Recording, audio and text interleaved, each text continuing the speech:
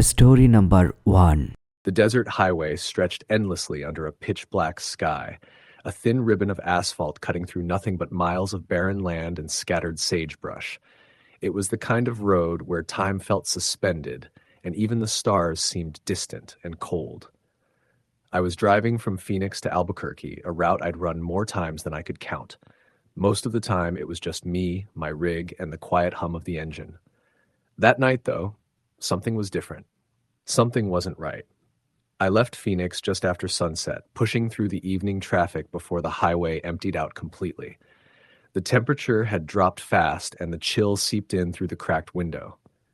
I liked the window open a little to keep myself awake, but it was already biting cold. My breath fogged in the cab as I drove, the faint orange glow of my dashboard the only light inside. After about 3 hours, I pulled off at a rest stop near a tiny town called Superior. I grabbed a cup of coffee from the vending machine, trying to shake off the tiredness creeping in. The place was nearly empty except for a few trucks parked here and there. That's when I noticed her. She was standing just off the shoulder, near the edge of the parking lot. A woman, pale and slender, wearing a long white coat, her dark hair hanging limp. She looked out of place, like she belonged to another time. At first, I thought she might be someone stranded, maybe a hitchhiker, but there were no cars nearby and no sign of any trouble.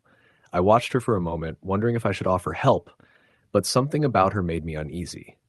Her eyes caught mine, or maybe they didn't. They were glassy, vacant, like she wasn't really there. I told myself to move on, shook the feeling off as exhaustion, and climbed back into my truck. I started driving again, the highway empty and straight ahead. The radio was tuned to a country station, static bleeding through the signal every few miles. My headlights sliced through the darkness, illuminating the empty road ahead.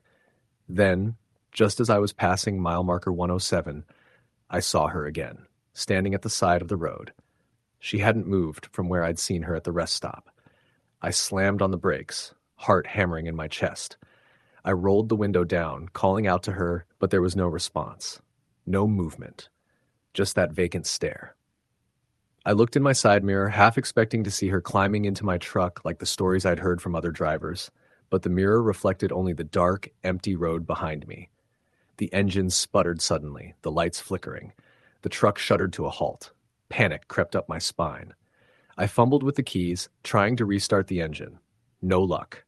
The heater died, and the cab plunged into a cold silence. I was stranded on the side of the highway in the middle of nowhere, with a ghostly woman standing just feet away. I grabbed my flashlight and stepped out, my breath steaming in the cold air. She was closer now, but when I shone the light toward her, she vanished. A chill ran through me. Then I heard it. Soft footsteps on the gravel behind me. I whipped around, swinging the flashlight wildly. No one. But the footsteps continued, slow and deliberate, getting closer. I ran back to the truck and slammed the door shut, locking it. The engine suddenly roared to life on its own. The heater blasted warm air again. I stared at the passenger seat, empty. But I felt her presence, cold and oppressive. I tried to start driving, but the headlights dimmed and then went out completely. I was surrounded by darkness. A whisper brushed against my ear, "Drive." Frozen, I sat in the dark, listening. Then, faintly, a figure appeared in the distance, standing in the middle of the road. It was her face pale, eyes hollow. I hit the horn, but she didn't move. I tried the lights again. They flickered on and off. I took a deep breath, turned the key, and the truck roared back to life. I sped past her, my heart pounding, not daring to look back. Later at a diner in Albuquerque, I told the waitress about the night's events. She looked at me quietly, then said, "That stretch of highways haunted by a woman named Lisa. She was killed years ago on her way home from a family funeral. They say she waits for a ride, but if you stop, she gets in and never leaves." I don't know what I saw that night. Some say ghosts are just stories, but I felt that cold breath, heard the footsteps, and saw those hollow eyes. I haven't driven that highway at night since. Sometimes when I'm alone and the wind howls, I swear I can hear her whispering to me. Story the end. Story number 2. The highway was nearly empty that night, a thin ribbon of asphalt cutting through endless stretches of farmland and dense woods. I was driving home after a late shift at a diner in a small town an hour away from where I lived. The clock had just struck midnight when I turned onto Highway 72, a route I'd taken dozens of times before, but always found eerie after dark. That night, something felt different. The air seemed heavier, and the fog that had started to creep in was thick, damp, and cold. I kept the radio on low, a mix of country ballads and old rock songs, humming softly as the rain began to mist down, turning the road slick. The headlights pierced the darkness ahead, but visibility was poor. It was the kind of night where your own shadow seems to move just a little too quickly, or where you swear you see something flicker just outside your peripheral vision. About 20 miles in, I noticed a pair of headlights in my rearview mirror, growing closer quickly. The car was coming up fast, tailgating dangerously close behind me. I glanced at my speedometer. I was only doing 55 in a 60 zone. I tapped the brakes lightly, hoping the car would slow, but instead it matched my speed and stayed right on my bumper. I sighed and decided to pull over onto the gravel shoulder, giving the car room to pass. I slowed gradually, pulled over, and stopped. The headlights zoomed past me and disappeared into the fog. I waited a moment, then pulled back onto the highway. Not long after, I passed a worn wooden sign that read, "Welcome to Hallow Creek." The name made me uneasy. I had never heard of this place before, even though it was marked on the map. The road seemed narrower here, flanked by trees so close to the pavement their branches brushed the sides of my car. As I drove, the radio began to crackle and pop. Static replaced the music, and then, faintly, I heard a woman's voice. It was soft, almost a whisper, barely audible over the rain. "Help!" I froze, my hands tightening on the steering wheel. I looked around, but there was nothing but fog and trees. Trying to shake off the chill creeping up my spine, I turned the radio dial, but the voice persisted, repeating the word "help" again and again. Suddenly, headlights appeared in my mirror once more. That same car.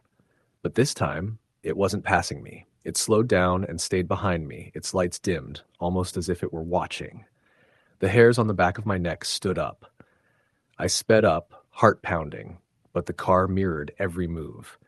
After a few minutes, the highway opened into a long straightaway, and I spotted a figure standing by the roadside. She wore a long white dress, her hair hanging in wet strands around her face. The rain made her look ghostly pale. She stood completely still, looking toward the trees on the other side of the road. I slowed down, instinct pulling me toward her. Against every instinct I'd ever had about strangers on dark roads, I stopped and rolled down my window. "Are you okay?" I called. The woman didn't respond, but then slowly turned her head toward me. Her eyes were wide and empty, her mouth open in a silent scream. Before I could react, she stepped into the road. I slammed the brakes. The car skidded on the slick asphalt, but I stopped just inches from her. I sat frozen, the engine ticking as it cooled. The woman vanished. The headlights behind me dimmed to nothing, and the radio went dead. I checked the mirrors. No car, no one on the road. Shaken, I started the engine and pulled back onto the highway, driving as fast as I dared. Up ahead, the road curved sharply, and I noticed something strange. A cluster of old wrecked cars piled along the shoulder, some crushed and rusted and larpied, others burned beyond recognition. The wreckage looked recent, but the vehicles were covered in moss and dirt. I slowed to a crawl and looked closely. One of the cars had a license plate I recognized. It was from 30 years ago. A shiver ran down my spine. I thought about turning around, but before I could, the headlights appeared behind me again. The same car. This time, it flashed its high beams repeatedly. The radio crackled back to life, and the voice whispered urgently, "Turn back. Don't go forward." The words repeated over and over, growing louder, more desperate. I gripped the wheel and made a decision. I slammed on the brakes and pulled off the highway, turning onto a dirt road that led back to the main highway I'd been on earlier. As I drove away, the fog began to clear, and the strange car disappeared from my mirrors. I never found out what that stretch of highway really was. A ghost town? A place caught in time? Maybe a trap for the living. What I do know is that when you drive alone down Highway 72 at night, sometimes the past reaches out to warn you. Sometimes ghosts don't just whisper, they try to save you. But sometimes they can't. Story the end. Story number 3. The night was unusually quiet as I started my drive down the old stretch of Highway 79. It was around 11 p.m., and I was heading back home after a long day of deliveries. The highway cuts through miles of dense forest, with only the occasional flicker of distant lights from farmhouses and the faint glow of passing cars. I'd traveled this route dozens of times, usually without incident, but that night, everything felt different. Heavier, somehow darker. About halfway through the drive, I noticed a figure standing on the shoulder up ahead. At first, I thought it was someone waiting for a ride, but as I drew closer, the details became eerie. The person was a woman, dressed in what looked like an old-fashioned white dress, the kind you might see in a wedding photo from the 1950s. Her hair was long and tangled, hanging loosely over her face. She wasn't waving or signaling for help, just standing there, motionless, staring into the blackness of the woods beside the road. I slowed my car, hesitating. My mind raced with questions. Was she hurt? Did she need help? But something about her sent a chill down my spine. Her eyes, when they met mine briefly in the rearview mirror, seemed hollow, almost lifeless. As I passed, I caught a glimpse of her face. It was pale, almost translucent. I looked in my rearview mirror, expecting to see her step back from the road, but she was gone. I shook my head, telling myself I must have imagined it. Maybe the fog swirling just above the asphalt played tricks on my eyes. Still, the hairs on the back of my neck stood up. About 10 minutes later, just past a curve where the road was lined with ancient oaks, I heard a sudden thump against my car. My heart jumped as I slammed on the brakes and pulled to the shoulder. I jumped out and circled the car, flashlight in hand, trying to find what had hit me. Nothing. No branches, no animals, no debris, just the empty road and the whispering wind through the trees. As I turned back toward the driver's side, I saw something on the windshield, a faint hand-shaped smear, like someone pressed their palm against the glass. It was cold to the touch and damp. I wiped it off, telling myself it must have been some moisture or dirt. I climbed back into the car, but I felt unsettled. When I started driving again, the radio, which had been silent since I left the last town, suddenly crackled with static. Then, through the fuzz, I heard faint, broken words, like someone whispering a plea. Help, please. I tried to turn the radio off, but the static turned into a clear voice, soft but urgent. Don't leave me. I slammed my hand on the dial, cutting the sound. My breathing was shallow and rapid. I told myself it was just interference, maybe some nearby emergency radio frequency. But the voice had sounded too human, too desperate. I pressed on, gripping the wheel tighter. Then, as I approached the old bridge spanning the river, I saw her again, the woman in white, standing in the middle of the road, drenched and shivering. Her eyes were fixed on me, pleading silently. I slammed on the brakes hard, coming to a stop just feet away. The fog rolled in thicker, swirling around the headlights and swallowing the rest of the road. I reached for the door handle, torn between the urge to help and the fear creeping into my bones. Please, she whispered, voice barely audible, take me home. I opened the door slowly, stepping out into the cold night air. She didn't move as I approached, her feet not quite touching the ground, and as I reached out to touch her shoulder, she vanished, like mist dissolving in the wind. I stumbled back into my car, slamming the door shut and locking it. The radio burst to life again. Don't follow me, the voice warned. I floored the accelerator, that tearing down the road as the fog closed in behind me. The rest of the drive was a blur of headlights, shifting shadows, and the pounding of my heart. When I finally reached home, I locked every door and window, feeling eyes watching me from the darkness beyond the glass. The next day, I asked around about the highway, and a man at a gas station told me about a tragic accident years ago, a bride-to-be who died on that very bridge, soaked by the river floodwaters during a storm. They say she still waits, lost and alone, searching for someone to take her home. Since then, I've avoided Highway 79 after dark. Some nights, when the wind is just right, I swear I hear her voice on the radio, begging for help she can never find. Story the end. Story number 4. The road ahead stretched endlessly through the thick forests of rural West Virginia. It was a cold October night, and I was driving back home from a business trip, tired but eager to get off the highway and back to the warmth of my house. The digital clock on my dashboard read 2:17 a.m. The highway I was on, Route 33, was infamous among locals for its history of accidents and strange sightings. I'd heard the stories before. mostly dismissed as local folklore, but tonight something felt different. The air inside my car was thick with a tension I couldn't shake. The highway was nearly empty. No other cars passed me for miles. The radio had died hours ago, and the only sounds were the faint whisper of the wind brushing through the trees and the soft hum of my tires on the asphalt. Suddenly, the headlights caught something up ahead, something standing beside the road. A figure, a woman in a tattered white dress, soaked from recent rain.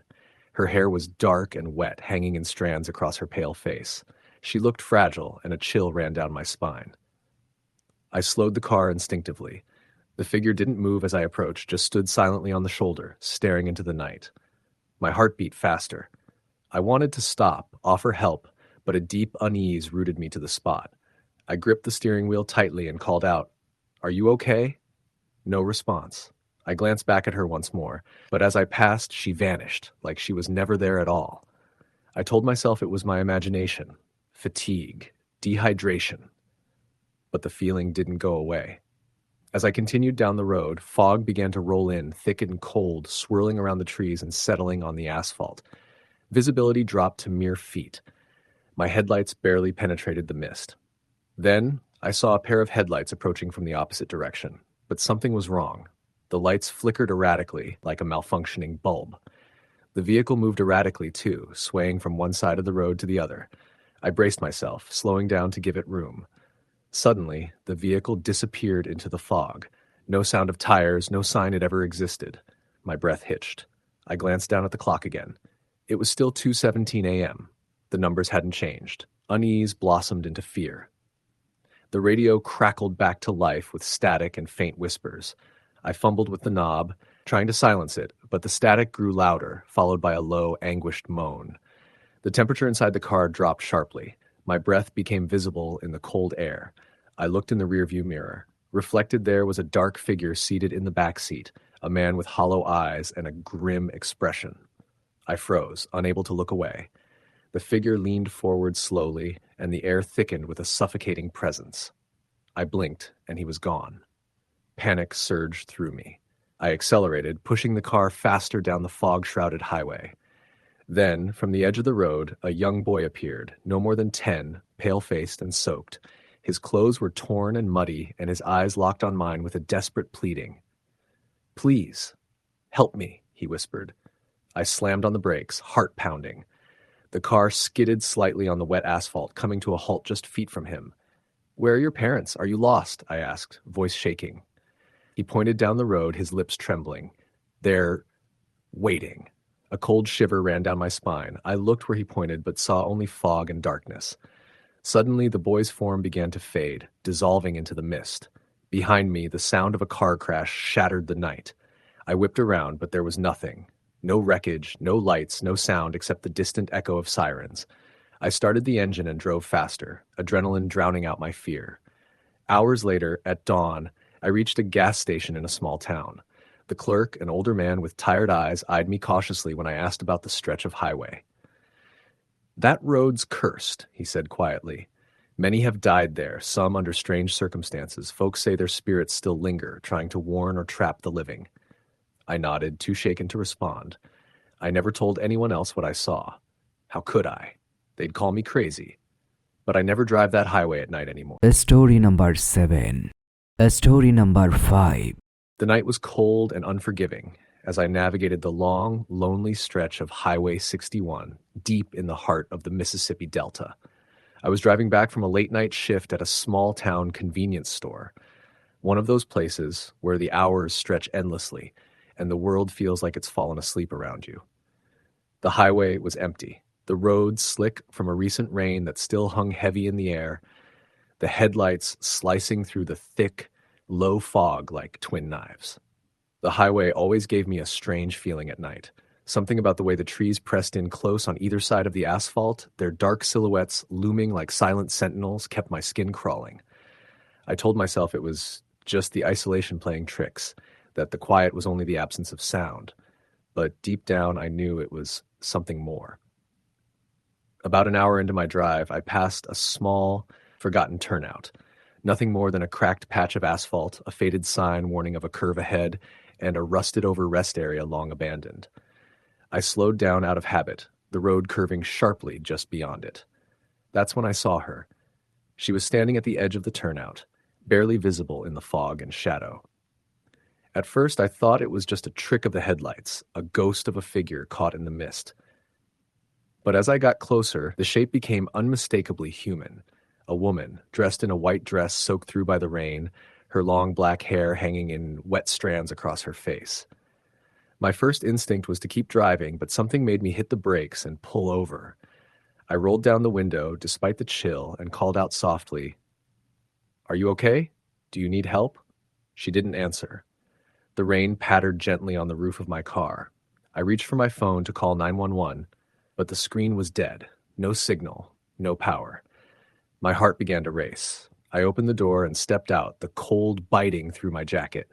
The woman took a step toward me, her movements slow and deliberate. When the light from the car fell on her face, I froze. Her eyes were completely black, like two pools of ink, reflecting nothing but darkness. I stumbled backward and slammed the door shut, locking it. The engine roared as I spun the wheel and peeled back onto the highway, but as I drove away, I caught a glimpse in the rearview mirror. She was still there, standing at the edge of the turnout, watching me go. I tried to convince myself it was exhaustion, hallucinations brought on by long shifts and too many miles behind the wheel. But then the radio started acting up. Static first, then faint whispers beneath the crackle. "Help me," the voice repeated, barely audible but unmistakably real. I turned the radio off, but the whispers continued, now echoing faintly in the silence of the car. The miles passed slowly, the fog thickening around me as I approached the next town. Then my headlights caught something else. A car stopped on the side of the road, hazard lights blinking weakly in the gloom. A man was standing next to it, waving frantically. I pulled over and lowered the window. "Need a hand?" I asked. He nodded, shivering. "My car broke down. Can you call for help?" I reached for my phone again. Still dead. No signal. "We'll figure something out," I said, trying to sound confident. As I opened the door to help him, I noticed the man's clothes were soaked and torn, and his face was pale, almost translucent. When he looked up, his eyes were wide and empty, like those of a corpse. A cold shiver ran down my spine. "Wait," I said, stepping back. Who are you?"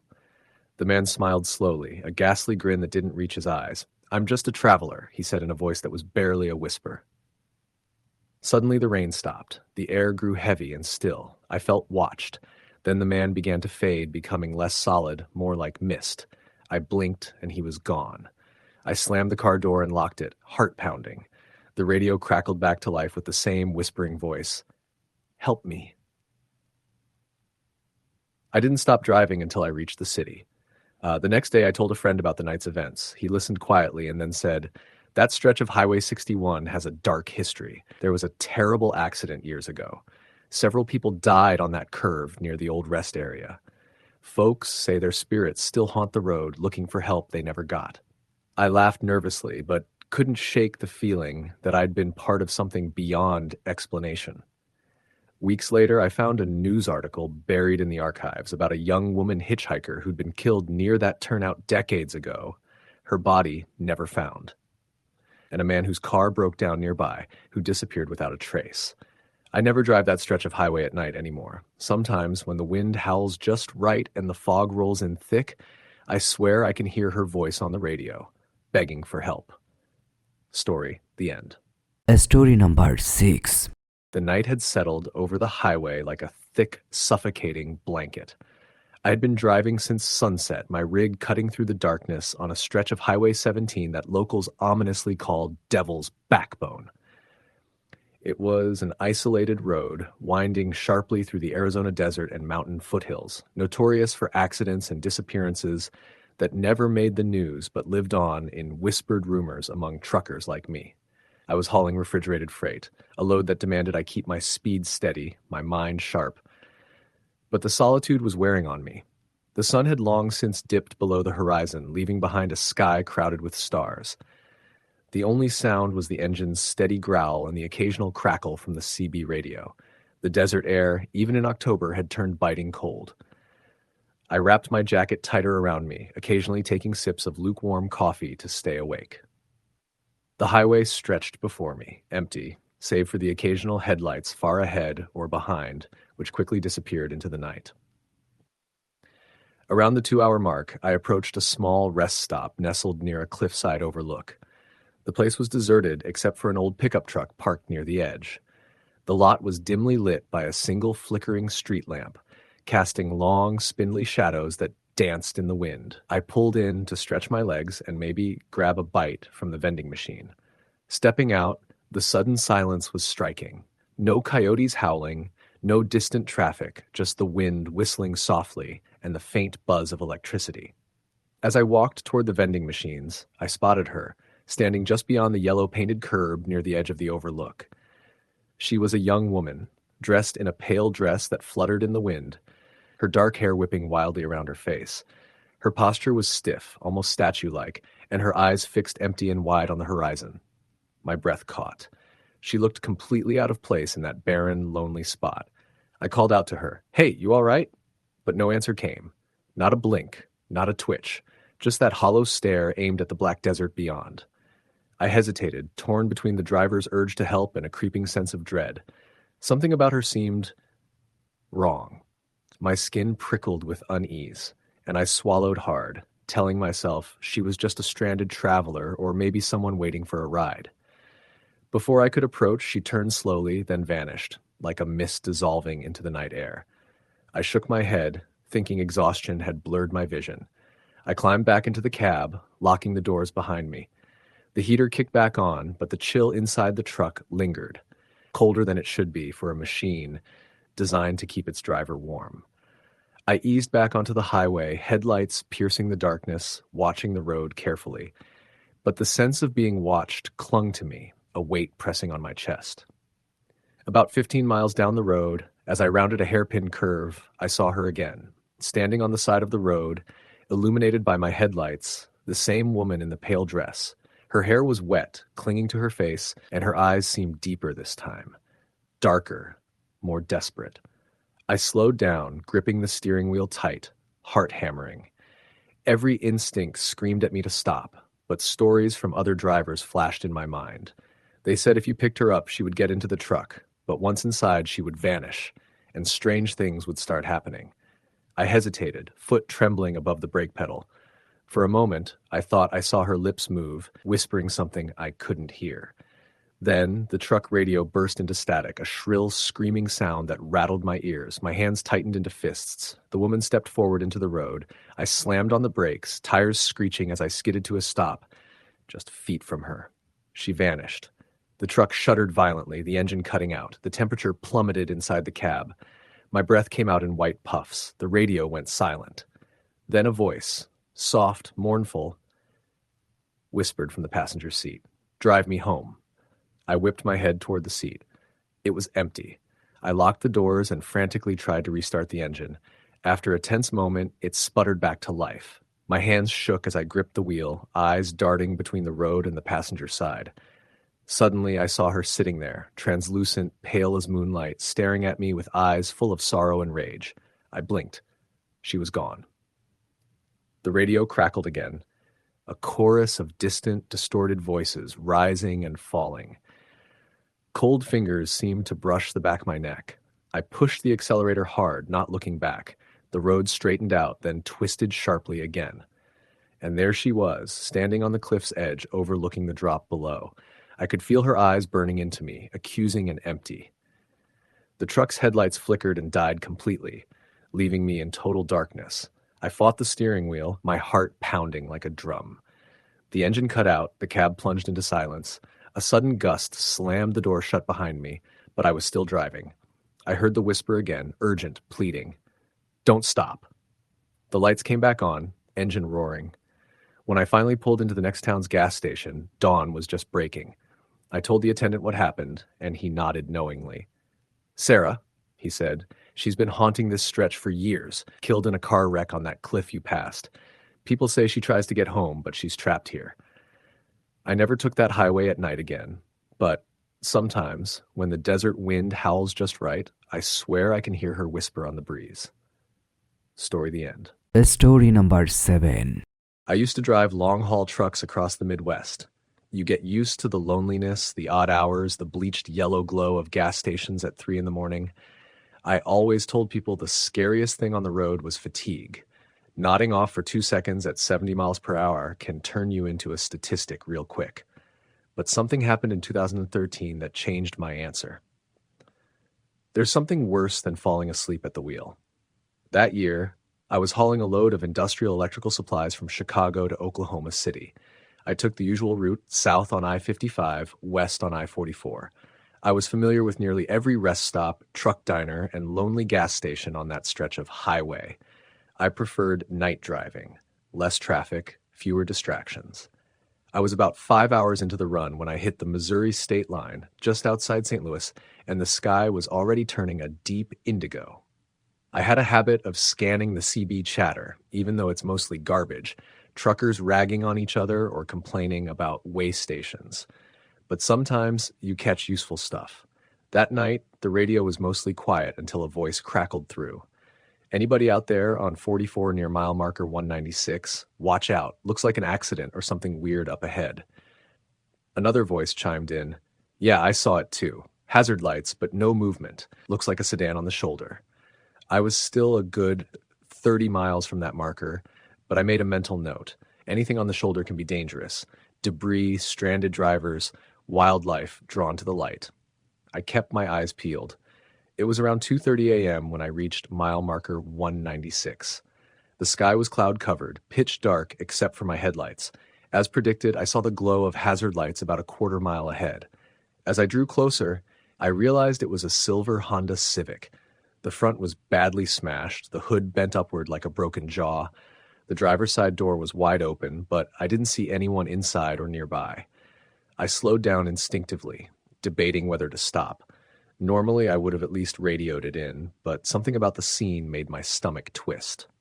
The hazards blinked steadily, but there was no sign of anyone, no movement, no flashlight, no cell phone glow, just silence and that eerie blink. I passed the wreck and watched it in my side mirror. That's when I saw her.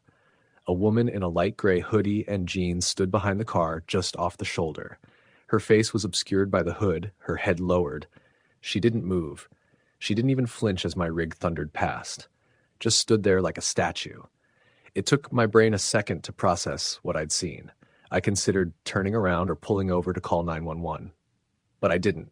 Something deep in my gut told me not to get involved. 5 minutes later, my CB crackled again. Hey, anyone else see that Civic? Damn weird. Lady just standing there. Another trucker answered, yeah, but where's the driver? That car looked totaled, airbags out, blood on the door too. Blood. I hadn't noticed that. The next 30 miles were a blur. I couldn't shake the image of the woman. I kept glancing in my mirrors, half expecting to see her running after me, arms flailing, face twisted. I stopped at the next truck stop, a place called Keller's in Rolla. It had a small diner and a big gravel lot for rigs. I parked and went inside to grab coffee and call the highway patrol about the Civic. The woman behind the counter was maybe in her late 50s, friendly enough, clearly used to dealing with tired drivers. When I mentioned the Civic, her smile faded. You saw it too? I blinked. You mean someone else called it in? No, she said quietly, lowering her voice. I mean you saw that silver Civic near marker 196? I nodded slowly. She didn't speak for a few seconds. Then she leaned in. That car's been showing up for years, always around this time of year. Same make, same color, same wreck, always with a woman standing by the road, no face, just a hood. I laughed nervously, unsure if she was pulling my leg. She didn't laugh back. Some say it's a trick of the light. Others think it's something that happened a long time ago and just keeps happening, like a replay. I didn't sleep that night. I waited until dawn before getting back on the road. When I passed the same spot in daylight, the Civic was gone. No skid marks, no broken glass, no trace of an accident. I made my delivery and headed back north the next night. Curiosity got the better of me. As I neared marker 196 again, I slowed down. No Civic this time. No hazard lights. Just empty road. I let out a breath I didn't know I was holding. But about a mile past that spot, something darted across the road. I slammed the brakes and swerved. My tires screeched, and the trailer wobbled behind me. I came to a stop just short of the ditch. My heart was pounding. In the glow of my headlights, there she was again. the woman in gray. Only now she was standing in the middle of the road, staring directly at me. I couldn't see her face, just blackness under the hood, but I could feel her eyes. I honked the horn. No reaction. I reached for the CB mic, but froze. The air in the cab had turned cold, ice cold. I could see my breath. That shouldn't be possible in July. Then she moved, not walked, floated. 1 second she was standing 10 feet ahead. The next, she was beside my window. I screamed. She didn't touch the glass, didn't make a sound, just stood there, staring. The shadows where her face should be seemed to ripple like a pool of oil. I jammed the truck into gear and floored it. The tires spun before catching traction. As I sped away, I didn't dare look in the mirrors. I just drove. Back at the truck stop, I was shaking so bad I couldn't hold my coffee. Another driver noticed and sat down across from me. He was maybe in his 60s, grizzled, weathered, the kind of guy who's seen things he doesn't talk about. "You saw her," he said without preamble. I didn't respond. He nodded. "Don't need to say it. You've got the look. Pale, wired, hollow. She's part of that highway now." "Who is she?" I finally managed to ask. He took a long sip of coffee. Story goes back to the early 90s. Woman driving home from college late at night. Bad storm, slick roads, lost control and hit a guardrail. Car flipped. She was pinned inside for hours. A few truckers passed but didn't stop. Figured she was already dead. He paused. Turns out she was alive. Barely. By the time someone finally stopped, it was too late. She bled out. Died scared, alone, and angry. I swallowed hard. He continued. Every year around the same date, truckers report seeing her. Same Civic, same wreck, same woman standing there. Some say she's trying to flag someone down, hoping this time someone stops in time. Others think she's punishing those who didn't. I left the truck stop without finishing my coffee. I didn't say another word the whole way back to Chicago. I avoided I-44 for the next year, took a longer route, added fuel costs and hours to every trip, but I didn't care.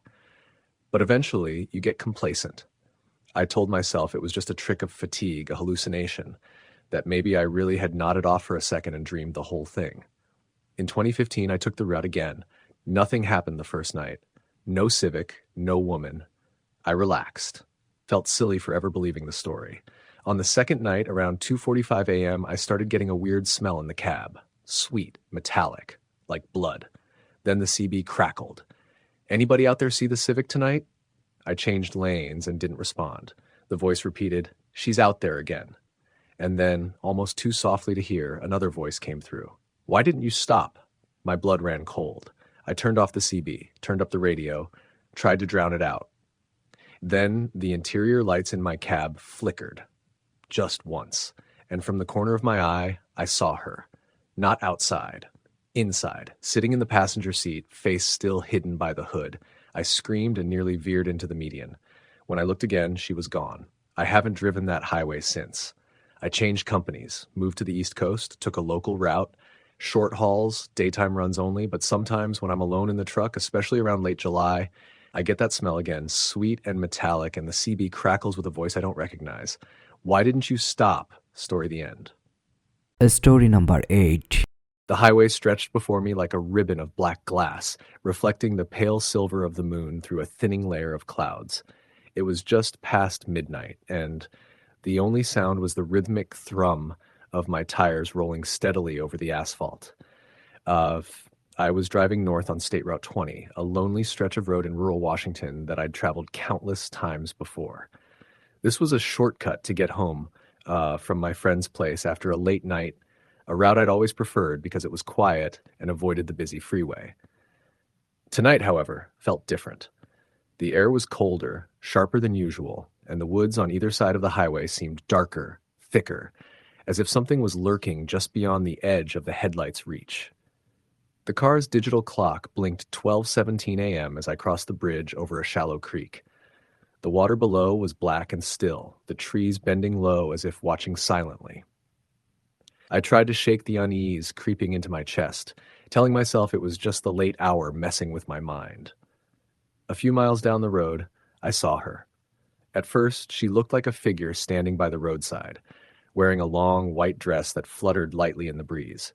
She stood perfectly still, arms hanging limply by her sides, her hair long and dark, obscuring her face. My heart skipped, and I instinctively slowed the car, peering through the windshield. The shoulder was narrow and gravelly. I debated whether to pull over, but some instinct told me to stop. I eased the car onto the shoulder, tires crunching over loose stones. I rolled down the window, but the air was cold and heavy, carrying no sound except the soft rustling of leaves. "Are you okay?" I called out. She didn't respond. She didn't move. A shiver ran down my spine as I grabbed my flashlight from the passenger seat and stepped out into the chill. The gravel crunched beneath my feet as I approached her slowly. The light from my flashlight illuminated her dress, stained with dirt and something darker, but the beam never fully reached her face. "Hey," I said again, louder this time. "Do you need help?" Her head tilted slightly, and then she raised a pale hand, her fingers thin and twisting unnaturally. I wanted to turn and get back in the car, but something held me rooted. I shone the flashlight at her face. When the light hit her eyes, I stumbled backward with a gasp. They were empty, black voids, swallowing the light. Suddenly, the wind whipped up, slamming the car door shut behind me. I jumped, heart hammering. The woman faded into the mist, as if she had never been there at all. I scrambled back into the car, locking the doors and fumbling for the keys. The engine roared as I slammed the car into drive, tires spinning on the gravel before catching the pavement. As I sped away, my radio flickered to life with static and then a faint whisper. "Help me." I slammed the radio off, but the voice lingered in my mind. The rest of the drive was a blur, my eyes darting nervously to every shadow at the roadside. I reached the town limits only as the first hints of dawn broke the sky. At work the next day, I mentioned the strange encounter to an older colleague who had lived in the area for decades. "You saw her," he said quietly. "Who?" I asked. Skepticism thickened my voice. "The lady in white," he replied. "She's been haunting that stretch of highway for years. Legend says she's the spirit of a young woman who died there decades ago, hit by a car on a rainy night, trying to get home. Folks say she's searching for someone to help her cross over." I tried to dismiss it as local folklore, but I couldn't shake the memory. That evening, I searched online and found an old newspaper clipping from 1974 about a woman named Ellen Gray, who died in a hit-and-run near the very spot I'd stopped. The driver was never caught, and her family never found closure. Over the next few nights, I found myself unable to avoid that road. Every time I passed the curve near the creek, the feeling returned.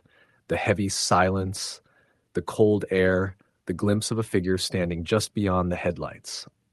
One night, desperate for answers, I drove there again. The fog hung low, and the moon was a sliver in the sky. I stopped at the turnout and got out, flashlight in hand. The air was still, and the woods seemed to lean in close. I called out softly, "Ellen, can you hear me?" For a moment, there was only silence.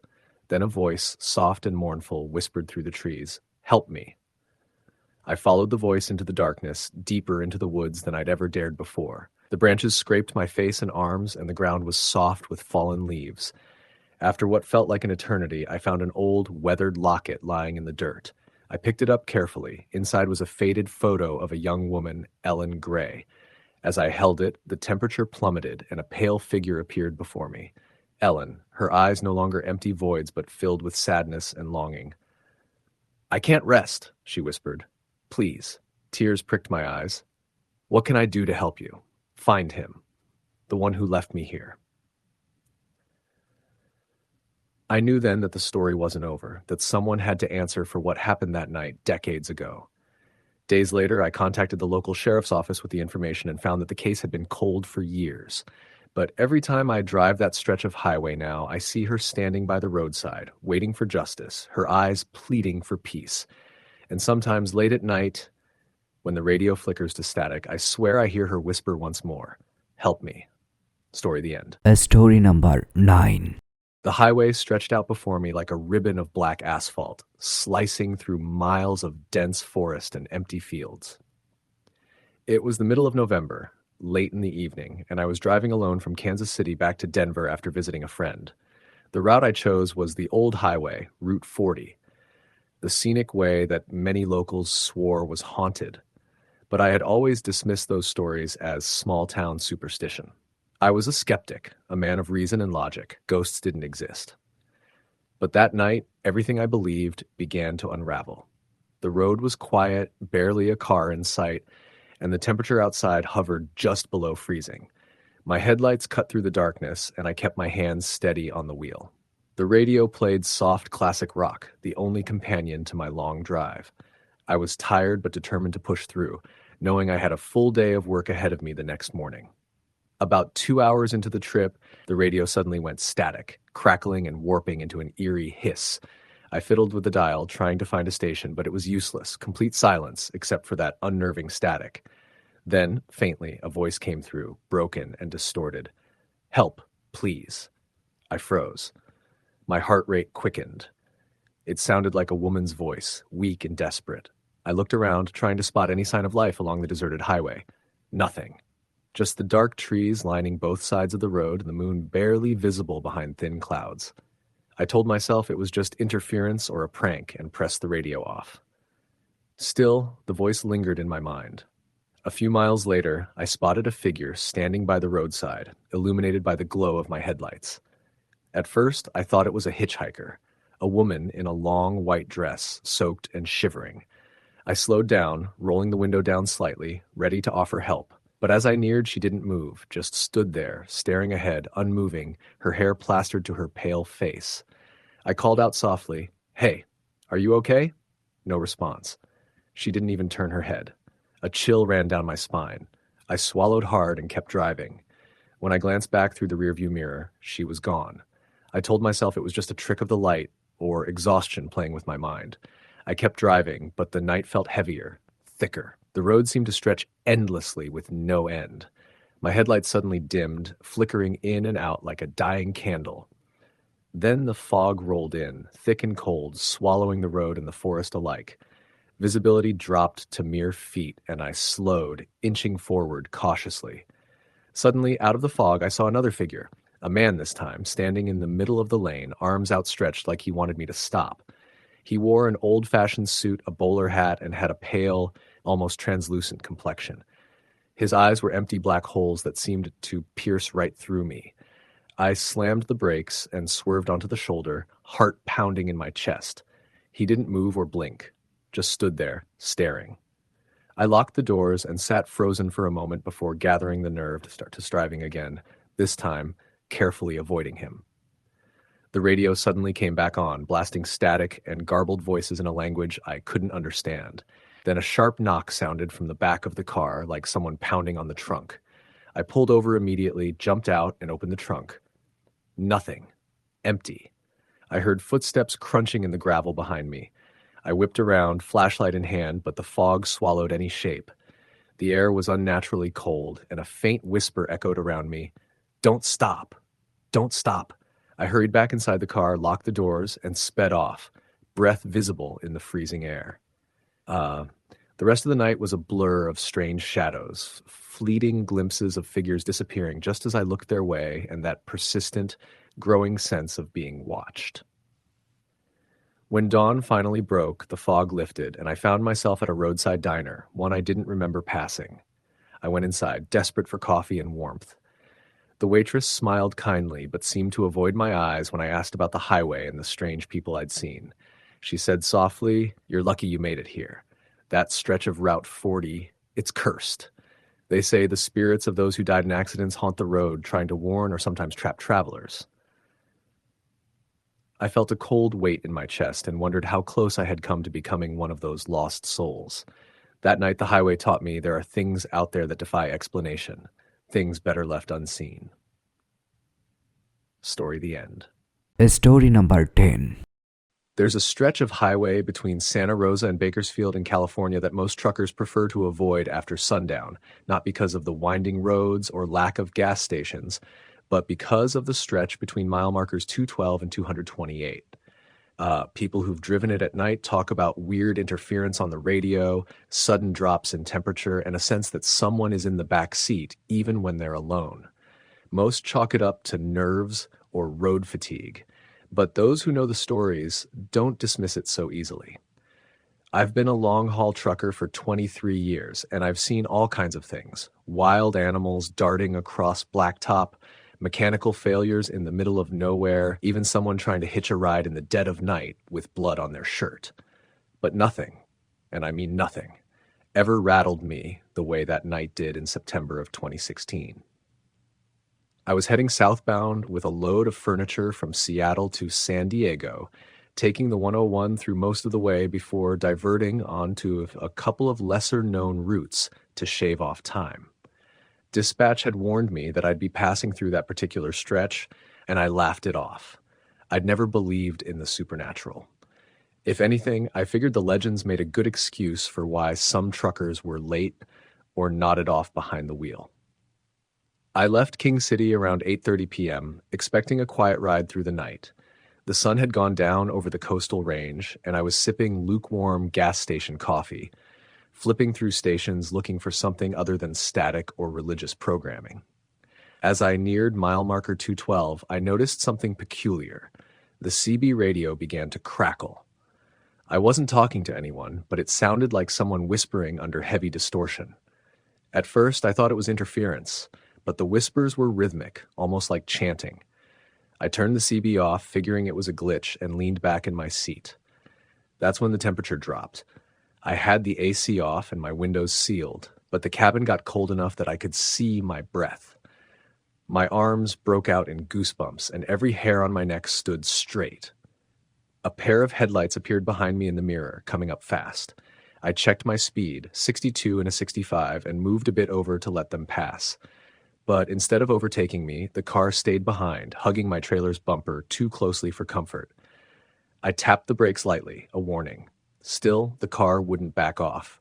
I flipped the switch for my rear floods, 4 halogens on the top of the cab that could blind anyone tailgating. When they lit up, the car disappeared, not slowed down or turned away, just gone. My eyes scanned the mirrors, then the road. No skid marks, no shoulder for a car to pull off, just blacktop behind me. I rubbed my eyes, wondering if maybe I'd imagined it. That's what I told myself at the time. I even laughed a little too hard, trying to shake the unease crawling up my spine. Around mile 217, I saw her, a woman walking on the side of the road in a white dress, long dark hair matted to her back, barefoot, with her head slightly down. She didn't look up as my headlights hit her. She didn't react at all. I slowed the rig slightly, instinctively checking my mirrors for any cars behind. There were none. My gut screamed to keep going, but something, I don't know what, made me stop. Maybe it was the way she walked, like she wasn't entirely there, drifting along the edge of the highway like smoke. I stopped a few yards ahead of her and rolled down the passenger side window. "You okay?" I called out, leaning across the cab. She didn't respond, just kept walking. I threw the truck into park and turned on the hazard lights. Against better judgment, I stepped out, my boots crunching against gravel. "Miss?" I called again. She stopped, still facing away from me. Then, in one fluid movement, she turned her head, not her body, just her head all the way around like her neck was made of rubber. Her eyes were wide open, whites gleaming in my headlights, her mouth a black O that stretched far too wide. I stumbled back into the truck, heart slamming against my chest like a drum. Before I could even reach the driver's seat, she was gone, vanished, not down the road, not to the side, just gone. I floored it. For miles, I didn't see another car. Didn't hear another sound. No animals, no static on the radio, just the humming of the engine and the blood pounding in my ears. By the time I reached mile marker 228, I had almost convinced myself I was losing it. Maybe it was the coffee, maybe I dozed off and imagined it all. But then I looked in the rearview mirror. She was sitting in my sleeper cab, not standing, not crawling, just sitting, knees pulled to her chest, hair covering her face. I swerved, nearly jackknifed the whole rig, pulled over to the shoulder, jumped out, and circled to the back with my tire iron in hand. When I opened the sleeper cab, it was empty. Of course it was, but the bedding was disturbed, the pillow was on the floor, and there was a wet footprint on the carpet. Just one. Barefoot. I didn't sleep the rest of that night. Just drove and drove until I reached a truck stop at the edge of Bakersfield, where I locked every door and sat with my back to the cab watching the mirrors. In the days after, I tried to tell a few other drivers about it. Most of them laughed or told me I was overtired. But one guy, Rico, an older Mexican driver who'd been hauling loads in California since the 80s, just nodded slowly. "She walks that highway," he said. "La mujer del camino, the woman of the road. You ain't the first. You won't be the last." He told me he'd seen her once, back in '99. Same area, same white dress. And he knew two drivers who died not long after seeing her. One went off the road into a ravine. The other parked at a rest stop and was found in the morning with no signs of injury, just a look of terror frozen on his face. I didn't want to believe him. I didn't want to think I'd had a brush with something like that. But a week later, while cleaning out my cab, I found a long black hair in the back of the sleeper. Too long to be mine, and I ride solo. I had the rig blessed twice. I started avoiding that stretch of highway, even if it cost me hours of extra driving. Some loads just aren't worth it. But every now and then, usually around the same time of year, I'll hear chatter on the CB. Some new driver talking about a lady in white, a woman who walks the highway at night, a woman who shouldn't be there. And sometimes, just before I turn the radio off, I hear the static whispering again, soft, rhythmic chanting that doesn't sound quite human. The last time I heard it, it almost sounded like it was coming from inside the cab, not the radio. It's been nearly 9 years, and I still can't drive through California at night without locking every door and checking the back seat at every stoplight. I've changed companies, routes, even trucks, but some nights, especially the cold ones, I still see her in my dreams. And when I wake up, my cabin feels just a little too cold. The mirrors sometimes fog from the inside. And once I swore I saw a footprint on the windshield. If you ever find yourself on that stretch of highway between mile markers 2112 and 228, don't stop for anyone. Don't roll your window down. And whatever you do, don't look in the rearview mirror. Story the end. Story number 11. It was after midnight when I left the gas station diner off Route 46, about 40 miles east of Amarillo. I'd been hauling freight solo for the past week and was headed westbound to Arizona. Most drivers would have parked for the night, but I was behind schedule and wanted to make up the time before sunup. My rig was in good shape, the weather was clear, and the stretch ahead was quiet. Too quiet, in hindsight. I'd driven that stretch of highway a dozen times before. It ran long and flat through the desert, with nothing but dry brush and the occasional silhouette of windmills. You could drive for hours and not see another pair of headlights. That night was no different. The first strange thing I noticed was the absence of radio signals. I kept it on a low buzz, mostly for comfort, but as soon as I passed mile marker 221, the static turned into dead silence. No fuzz, no talk radio, no classic rock, just nothing. I switched channels. Nothing. I tried my CB radio. Still nothing. I figured it was interference or dead zone terrain and didn't give it too much thought. At least not then. About 20 minutes past that, I saw headlights behind me. At first, I was relieved. Another soul out there meant I wasn't completely alone. But the car behind me never passed. It stayed back just far enough for me to see the lights in my side mirror. Sometimes it would fall back, other times it would speed up, almost like it was pacing me. I tapped my brakes a few times. No reaction. I flashed my hazards. Still nothing. That car just kept following. Now, I've seen all sorts of weird stuff on highways. Meth heads, road rage, wannabe daredevils. But this felt different. The road was completely empty in both directions, and yet this lone car acted like it was tethered to me. After another few miles, I decided to pull off at a rest stop that was barely more than a single parking lot with an old vending machine and a bench. I figured if the driver behind me had bad intentions, I'd rather confront them under the amber security lights than risk some dangerous stunt on the road. I eased my rig into the lot and cut the engine. I waited, expecting the car to follow. But nothing came. I stepped out, looked down the highway. The car was gone. Just gone. No taillights, no engine sound, no tire squeal, nothing. It was like it had vanished. Thinking I'd imagined the whole thing, I went to use the vending machine. I was halfway through punching in a code for a bottle of water when I heard footsteps behind me. Heavy ones, crunching gravel. I turned, heart racing. No one was there. I scanned the lot, still empty. I looked behind the vending machine. No one. I even peeked inside the single restroom stall. Empty. Still, that sensation of being watched wouldn't leave me. It pressed on my back like static electricity. I got back in the truck and locked the doors. I tried the CB radio again. Still dead. I restarted the engine and got back on the highway. My nerves were shot, but I figured the sooner I got out of that stretch, the better. A few miles later, I saw something in the road ahead. Something big. I slowed, headlights sweeping across a man standing in the middle of the lane. He was tall and thin, wearing what looked like a long coat. He didn't move, didn't react. I laid on the horn. Nothing. I flashed my brights. Still nothing. Just stood there, unmoving. I couldn't swerve or stop fast enough with a full trailer, so I braced for impact. Except there was none. I passed through the spot where he stood, and he was gone. Just like that. I checked my mirrors, no sign of him. No thump, no bump, no dragging. Nothing. I pulled over again, adrenaline burning. I climbed down, flashlight in hand, and walked the stretch of road behind me. Not a single sign of anything. No footprints, no blood, no coat, not even a patch of disturbed dust. I got back in the truck, locked everything, and started driving again, this time gripping the wheel tight and ignoring the chills crawling up my arms. I didn't stop until I hit the outskirts of Tucumcari, New Mexico, around 3 a.m. I found a truck stop, parked under the biggest lights they had, and tried to shake it all off with a cup of bitter coffee.